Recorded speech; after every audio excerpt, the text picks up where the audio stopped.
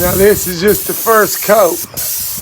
So what you see is just the first coat. So the second coat, as you see, I plastic off all the windows. Anytime you spray, you got to plastic off windows. You don't want to have to spend extra time. Time is money. So I'd have to spend an hour because the wind's blowing. If it wasn't blowing too bad, I probably maybe wouldn't have. But no, I always try to do it professionally. So, and I just throwed it up there real quick just to get that done. But that's the first coat.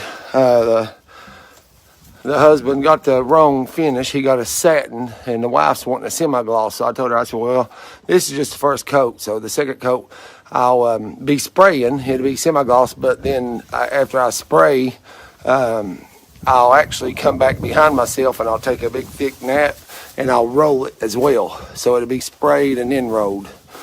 But, yeah, it's coming along. Got one little spot left, and I can head downstairs.